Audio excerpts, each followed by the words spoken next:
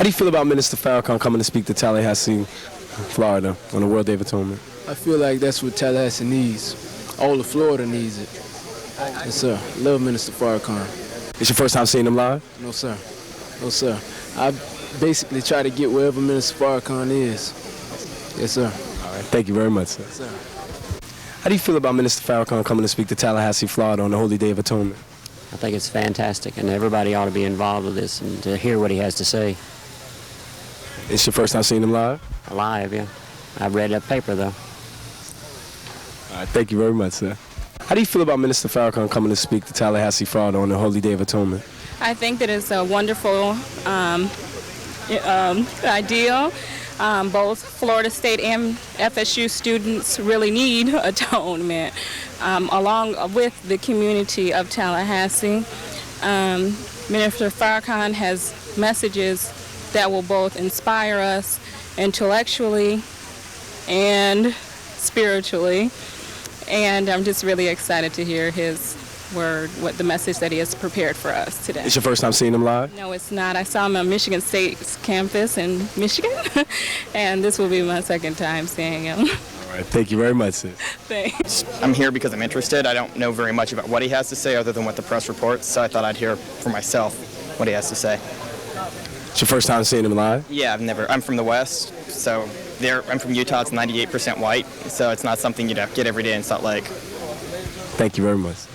I really enjoyed him, and as a result, there was a lot of common playing field after I listened to him, and there was a lot of misconceptions, but after following him and kind of keeping up with him after that, I found out that some of the things that he's doing for our people is real good, and to have him here is really needed. And I'm hoping that more people turn out to hear him, and as a result, more people will come together, our people as a whole, put aside the differences and see the things that we have in common. Let's go together so that we can, as a people, make a difference. How do you feel about Minister Farrakhan coming to speak to Tallahassee, Florida on the Holy Day of Atonement? Well, I think it's a very, beautiful thing for Tallahassee. As a matter of fact, I think Tallahassee is blessed to have him come because he's bringing the same message that he carried to the Million Man March. I was there and I heard that message, and a message of atonement and better communities and better race relations. I think it's a message that's long overdue in Tallahassee. And Minister Farrakhan, being the electrifying minister that he is, I think he's more than able and qualified to deliver that message. And I will concur with Brother Colbert. I was at the Million Man March also, and I will further endorse this the right type of black leadership that needs to come to Tallahassee. And when Farrakhan comes in, black folks here, let's stand up. He's a stand-up brother. Absolutely. He's a stand-up brother. The stand-up brothers behind me. And that's we come to hear his message today to give us some empowerment and some strength. And hopefully the goal is today in bringing it is to let the community know that there is some black leadership who's about telling the truth. And that's what he's doing, not telling the truth. And he takes on a battle for years, and wherever he go, I'm going to be here to support him. Would you join me in welcoming at the podium our big brother and our friend, Minister Ray Muhammad from Tallahassee, Florida. Give him a big round of applause. Thank you, sir.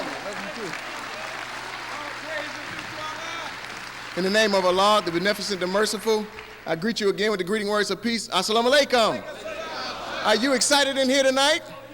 Let's let them know on the outside that we are excited about being here with the Honorable Minister Louis Farrakhan. He's in Tallahassee and he's on his way, just minutes away from this venue, brothers and sisters. What I want to make known is this. You know, I heard the reports from those, Rabbi Ron Goff in particular, who said he didn't want to meet with Minister Farrakhan because he's one who teaches hate. And I don't know if the rabbi knows, but he's one of those who helped me to become a follower of the Honorable Minister Louis Farrakhan. Because as a student at Florida State, a friend of mine worked right up in the synagogue. And I went one time to escort my friend home from the synagogue, and when I came in, they didn't ask me, do I want to read the Torah? They didn't ask me, do I want to learn more about God and about Judaism? They asked me when I walked into the building, the first thing that they asked me was, do you like Farrakhan? Well, at that time, I was unfamiliar with the minister. And so I didn't know what to say, but I wondered why they would ask me that.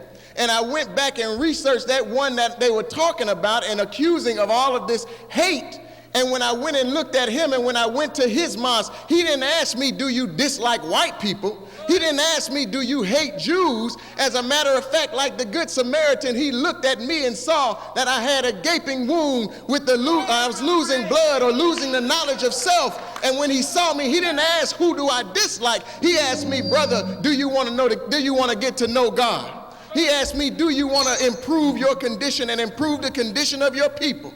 And when I told him yes, he simply told me a program that would help me to improve myself. So I don't see that as a hate teaching. As a matter of fact, I see that as the kind of teaching that black people, white people all over the world, if we want to be successful, we need to follow the kind of leadership from a man like him who will help us to improve ourselves and our condition. He's teaching us as black men how to be better fathers, sisters. He's teaching us as black women how to be better wives to our husbands. Is that right? Farrakhan's concern is the family unit. America talks about improving the family unit, but you can't improve the family unit without God. Is that right? Well, Minister Farrakhan, like Joseph in the Bible, even though the naysayers continue to prick at him and probe at him and continue to try and yell all kinds of false accusations at him, continually he continues to focus on God. And when we look at this man, the Honorable Minister Louis Farrakhan, I'm fired. I hope you can tell, because I want it to be known that there's no city in the world too large and no town too small where people are suffering, and the Honorable Minister Louis Farrakhan is not concerned about the condition of those people. So he's here in Tallahassee, Florida, where we are really not equipped as a town to accommodate him. But he insisted that he come here because he wants you and I to know that we are on his mind. You understand that? In the Bible, if you are a Christian and you are wondering what Minister Farrakhan will teach, because I saw those who were protesting outside, and they had the sign, read the Bible and not the Quran. And I think it's good advice for them to read the Bible, because if they would study the Bible, they will find that Jesus had a government on his shoulders. And if one like Jesus is to be in our midst today, he will be opposed by Pharaoh. Is that right? He will be opposed by the Pharisees and the Sadducees. And they will be concerned because in spite of all of their opposition, when they look at that man like Jesus, when they studied Jesus, they said, my God, even as we oppose him, the people continue to listen to him. Surely we have to deal wisely with this man, because if we leave him alone, everyone will follow him. Is that right? Well, even as Minister Farrakhan is the most opposed man on the planet by the American government, he is still successful. And in 1995, they found themselves in awe because on October 16th, the minister called successfully, by the grace of God, we know it was more than 1 million. In fact, it was about 2 million black men assembled on the mall at Washington, D.C. They weren't there to sell drugs. We weren't there to try and find loose women and run around and cavort with dictators and thugs. Is that right? We were there to atone before God and to accept responsibility as black men to our women and our children. That's the kind of program that Jesus teaches. Is that right? Well, if we look today, there's one who is facing the same kind of opposition.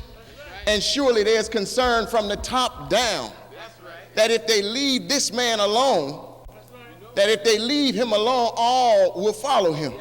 Not because you are personality worshipers, but because you are people of God and your desire is to reconnect with God, and you know a man of God when you see him. Is that right? Regardless of what religion he calls himself by, religion is not what you preach, it's what you practice. And so when we see that man, we see him practicing freedom, justice, and equality. We see him representing the downtrodden and the oppressed. So brothers and sisters, this is of concern of other people, because they cannot stop him and they don't know how to deal with him. So they'll come out to protest Minister Farrakhan, but he's not in here selling drugs and he's not in here selling alcohol. When you leave tonight, ask the protesters if they will go and protest the condition of the Frenchtown community. Ask them will they protest the sale of alcohol. Ask them will they protest the import and export of drugs from America. Ask them will they protest racism and oppression. Ask them will they protest the condition of black people who have been forced to be on welfare and had it snatched away. We see what their priority is. They are not here because they love you, for if they love you, they would love our Father. Is that right? Well, we know that our father in our midst today is the Honorable Minister Louis Farrakhan, our big brother, who is teaching us the Word of God, and we, like Jesus, want to be children of God. Is that right? So we can say, Our Father which art in heaven, hallowed be thy name. Is that right? Thy kingdom come. Well, if the kingdom is to come, then there must be a people who will bring it into existence. And I'm ready to tell you tonight that if you don't know, you are the beloved of God, you are the chosen of God, and you are equipped with the best leadership that the world has ever seen through the teachings of the Honorable Elijah Muhammad as expressed by Minister Louis Farrakhan today. Are you ready to hear from Minister Louis Farrakhan? From what I understand, he's in the building, so let's let him know that we want to hear from our minister. Give him a round of applause, that one who is the freedom fighter for the black man and woman throughout the world. Let him know that we are excited, that we love him. I want the press to get a picture of black people standing for this man, the Honorable Minister Louis Farrakhan. Praise be to Allah.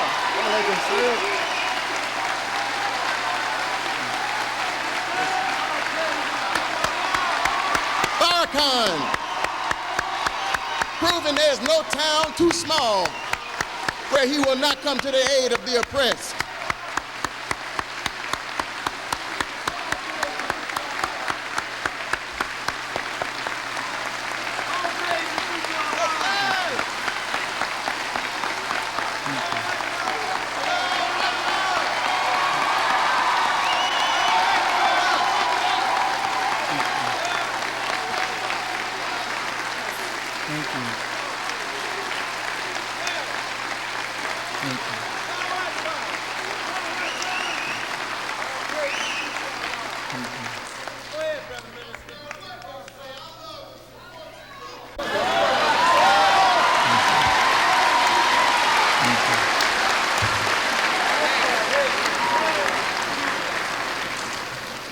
In the name of Allah, the Beneficent, the Merciful,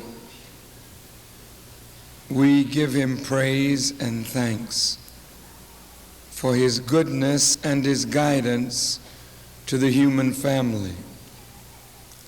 We thank Him for Moses and the Torah. We thank Him for Jesus and the Gospel. We thank Him for Muhammad and the Quran.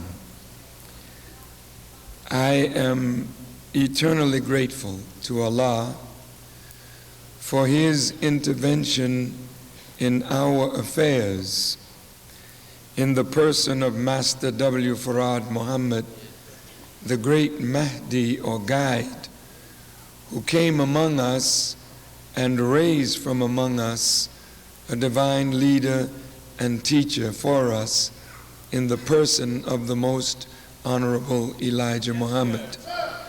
I greet all of you, my dear brothers and sisters, with the greeting words of peace. We say it in the Arabic language, Assalamu alaikum.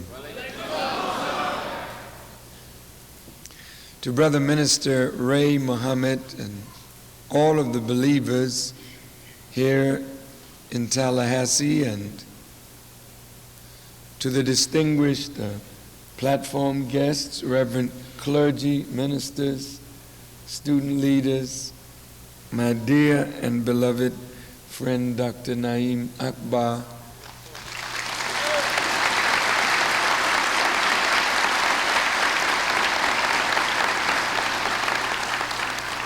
and to each and every one of you.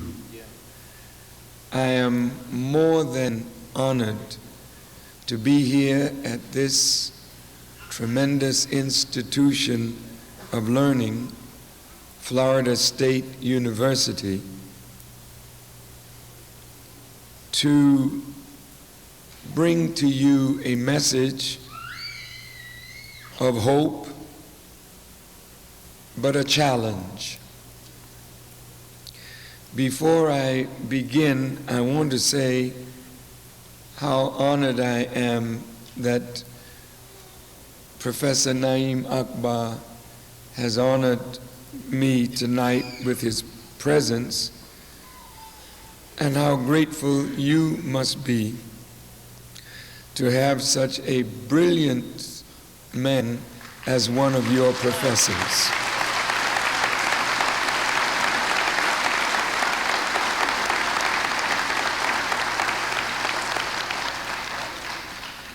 It has been a little over 20 years, I believe, since I was here.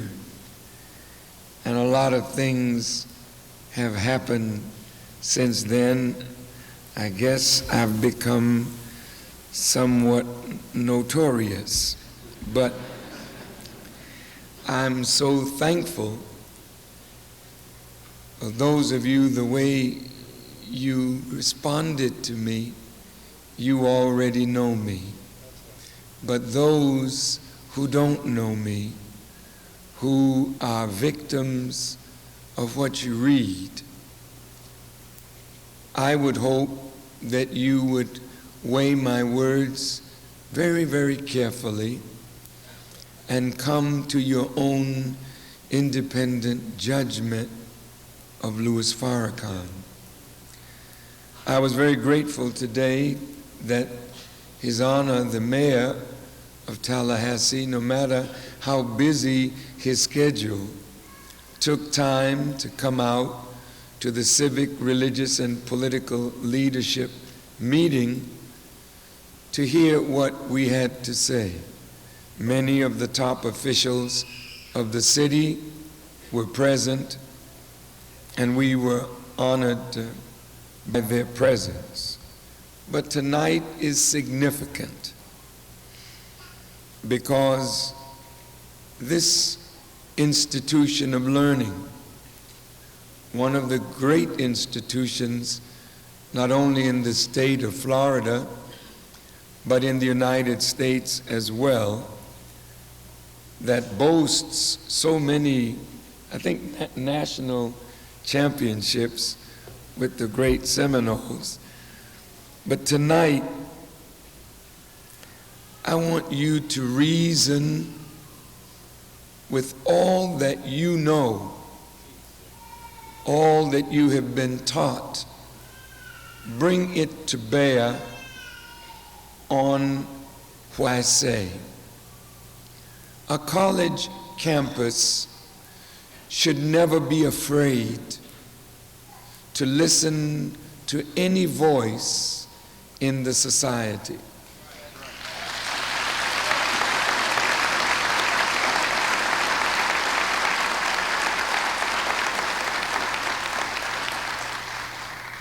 For truly, the young people who study here will have to meet these voices and these ideas when they leave the university.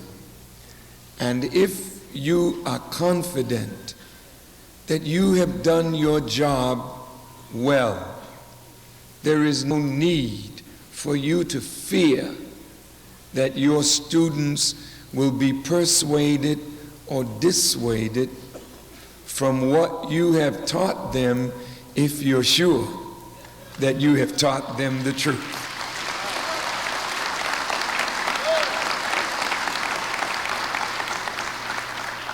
The fear of Louis Farrakhan is really unfounded. I want you to know from the outset that Louis Farrakhan is not a hater of white people, or a hater of Jewish people, or a hater of Catholic people, or a hater of gay people. Louis Farrakhan is a lover of truth and righteousness, and I dislike intensely injustice.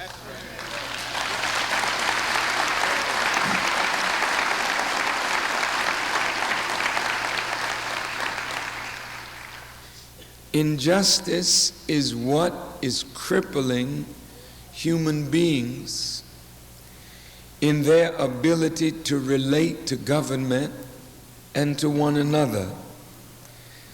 And this crippling can only be healed when truth is told, when truth is understood, and when the principles of truth are followed by those who claim to love truth and to love justice. America has always spoken the right words, but her deeds have not measured up to the good words. We know that the Constitution, written by some very brilliant human beings, the founding fathers of this great nation, wanted the government that they were forming to be a protector of certain unalienable rights that are endowed to each human being by our Creator.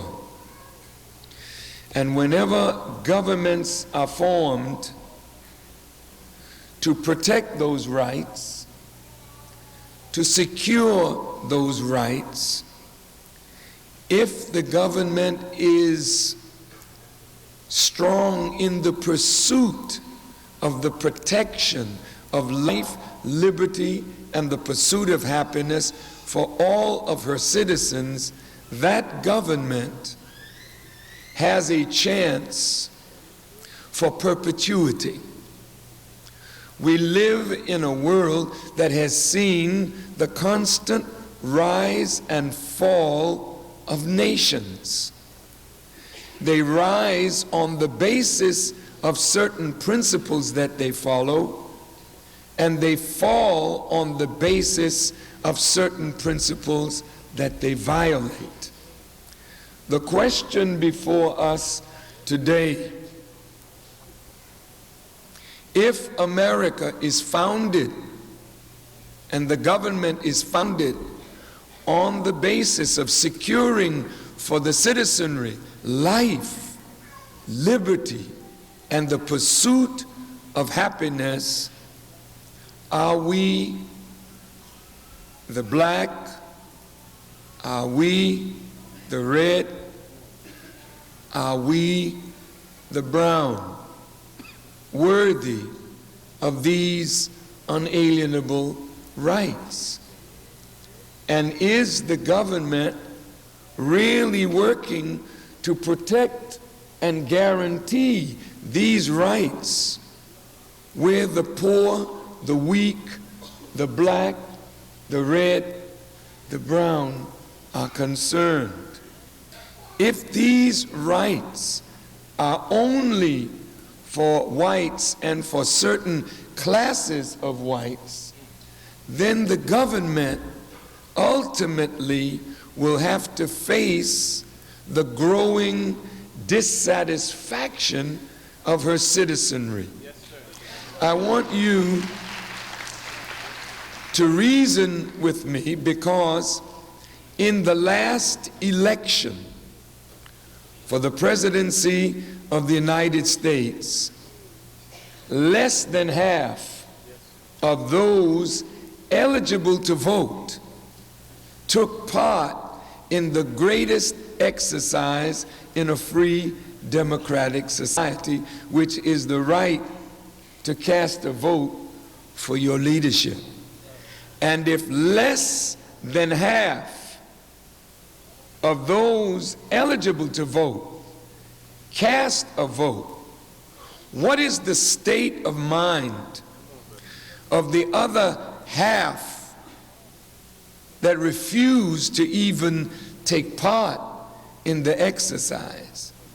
And if President Clinton was voted into power with just a little over half of the half that chose to vote, then he has no mandate to govern from the American people. If now all of those people opted out of the process and a little less than 25% voted against him,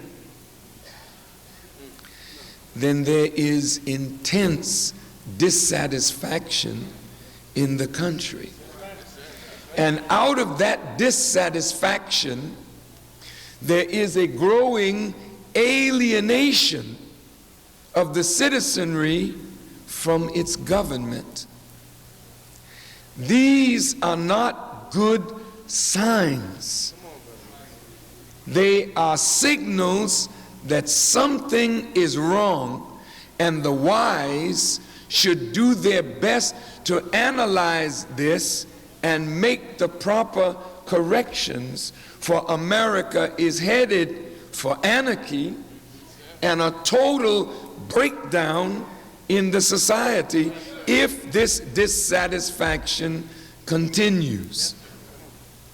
Now, Timothy McVeigh, a decorated American soldier,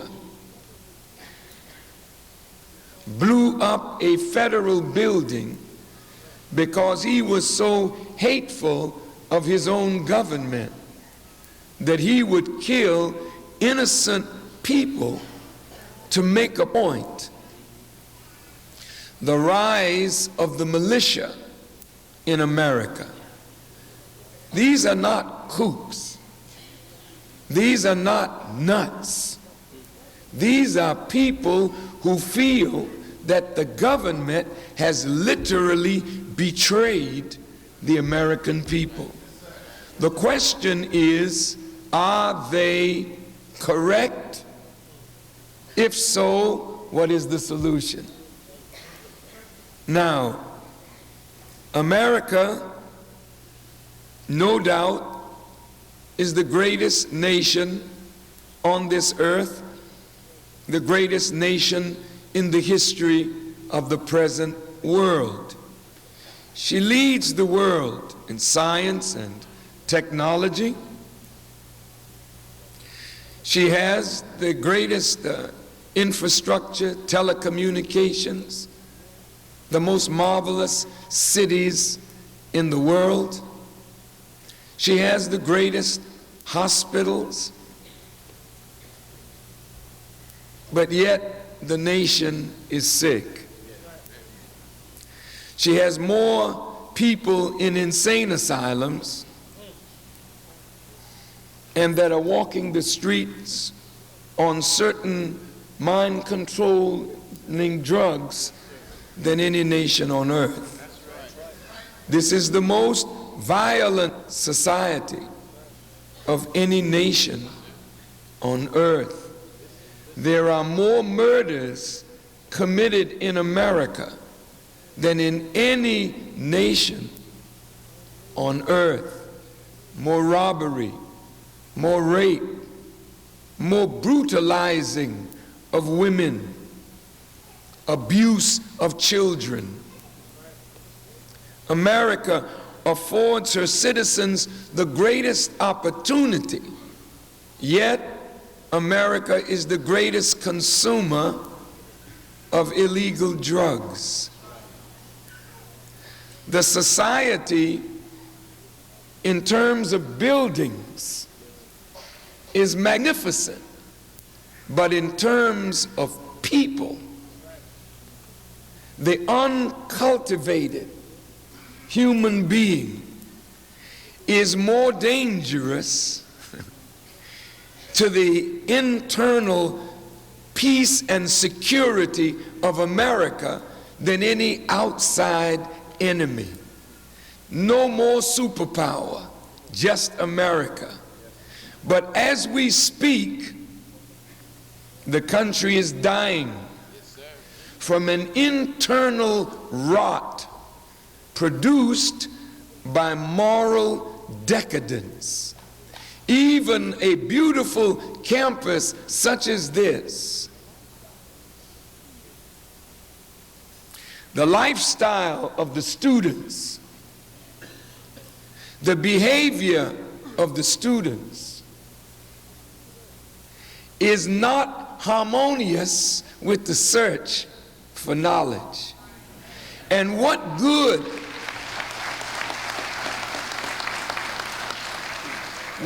is it for you to be a Rhodes Scholar, whatever that is, and lack moral turpitude or correctness, what good is it for you to gain all of these wonderful degrees but are weak in character development?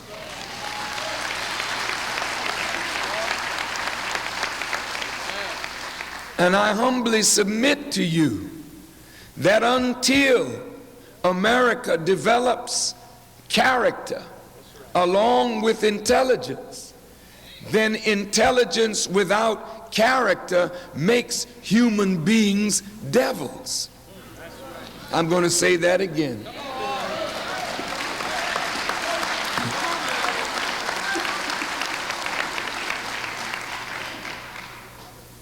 Intelligence without the development of character makes human beings devils.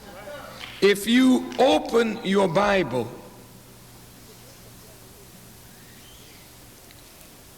to the book of Revelations, it talks about a mystery Babylon.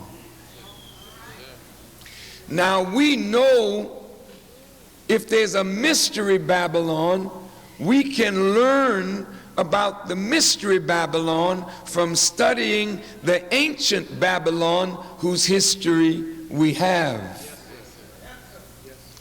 Ancient Babylon was a great city. Its merchant fleet carried its wares to the ends of the known world. But she was corrupt. Her wicked kings, Nebuchadnezzar and Belshazzar, had the Hebrews in their midst, whom they had mistreated. According to the book of Daniel, these Hebrews were highly learned people. They knew mathematics, they knew science, but they were brought into Babylon to be made slaves. Their names were changed. Their language was changed. Their diet was changed.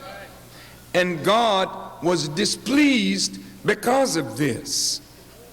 So there was some handwriting on the wall in blood. And the words that were written in blood were Mene, Mene, Tekel, Ufasin, but the king couldn't read the handwriting that was on the wall.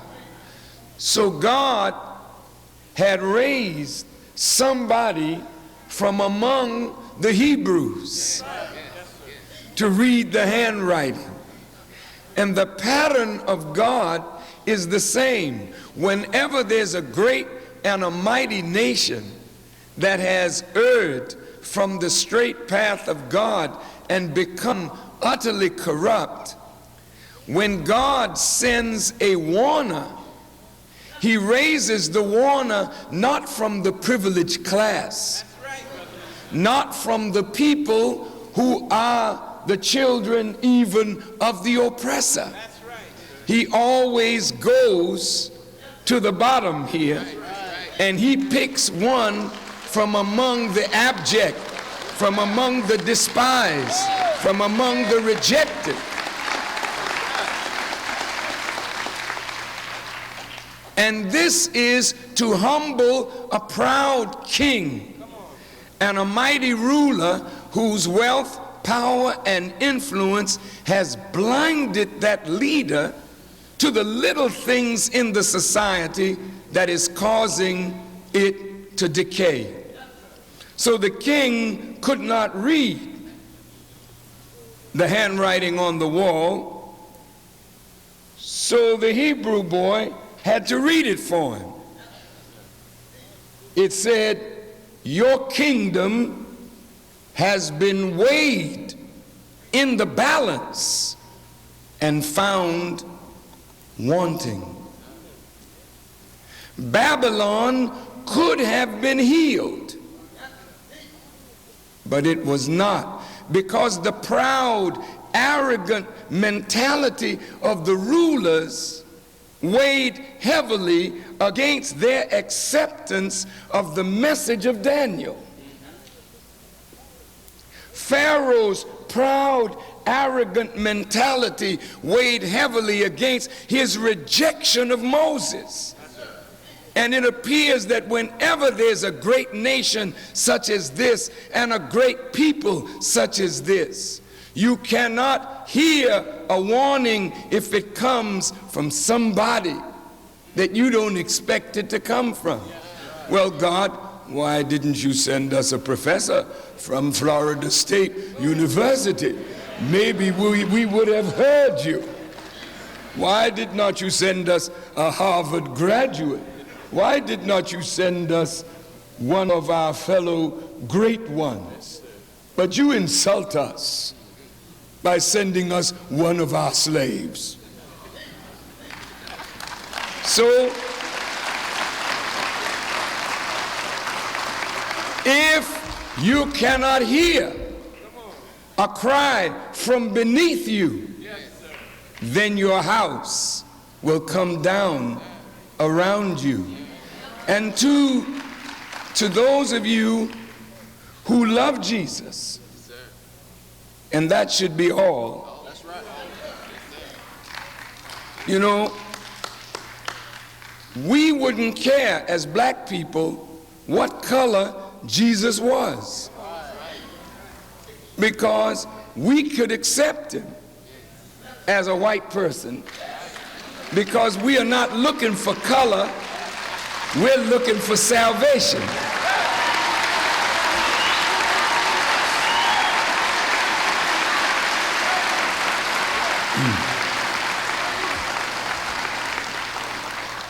But I want the whites to answer the question: